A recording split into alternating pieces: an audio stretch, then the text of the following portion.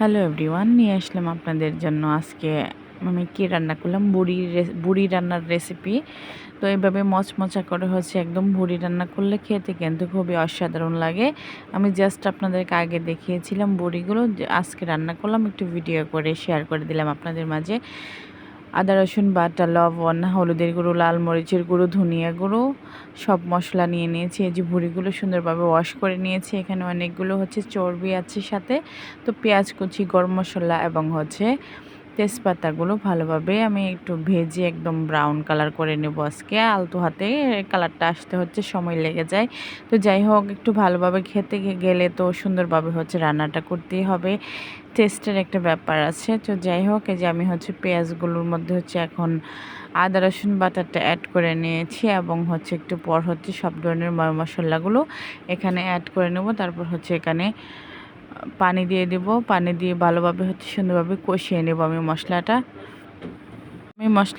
সুন্দরভাবে এখন পানি দিয়ে ভালোভাবে কষিয়ে তারপর আমি বটগুলো এখানে দিয়ে দেবো। বট বা বুড়ি যে নামে চিনি না কেন, দেখে নিন। তো ওইভাবে আমি সুন্দরভাবে আমার মতো করে আমি রান্নাটা করে নিচ্ছি।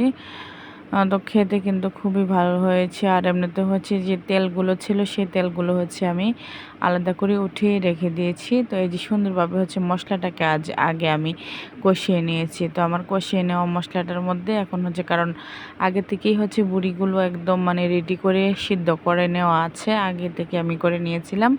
তো সেহেতু আমার আর বেশি একটা পানি পুনি কিছুই দিতে হবে না। তো এর মধ্যেই এখন তেল উঠে যাবে। আমি আজকে বুড়ি ভাজার মধ্যে এক ফুটো এখন এর মধ্যেই আমি আর কোনো পানি টানি আর কিছুই অ্যাড করিনি। একদম যে এখান থেকে অনেক তেল বেরিয়েছে। তারপর এটাকে আমি ভেজে ভেজে একদম শুকিয়ে ফেলবো। আর লাস্টে একটু জিরে গুঁড়ো অ্যাড করে নেব।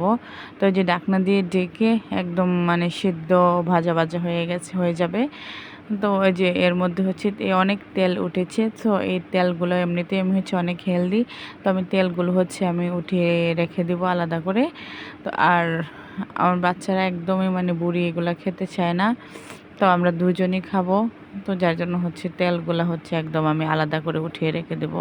তো এই যে দেখেন কি সুন্দর মজাদার এবং চমৎকার লাগছে কালারটাই। তো দেখতে দেখতে আমার বুড়ি ভাজাটা হয়ে যাচ্ছে। যে লাস্ট আমি একটু এই প্রসেসে আমি এখন জিরে গুঁড়োটা আমি দিয়ে দেবো। আর আমি তেলগুলা উঠিয়ে নিয়েছি আলাদা একটা এর মধ্যে। তো আজকের ভিডিওটা দেখে যাদের ভালো লেগেছে আমার পাশে থাকবেন এবং লাইক কমেন্ট শেয়ার করবেন। যে অনেকগুলো তেল আমি উঠিয়ে রেখেছি চর্বি। তো ওই যে দেখতে দেখতে আমার মজাদার সুস্বাদু রান্নাটি হয়ে গেছে। এই যে লাস্টে একটু জিরে গুঁড়ো দিয়ে দিয়েছি, খুব ফাইন একটা স্মেল বেরিয়েছে, সুস্বাদু ঘ্রাণ। তো সবাই ভালো থাকবেন। আসসালামু আলাইকুম এভরিওয়ান।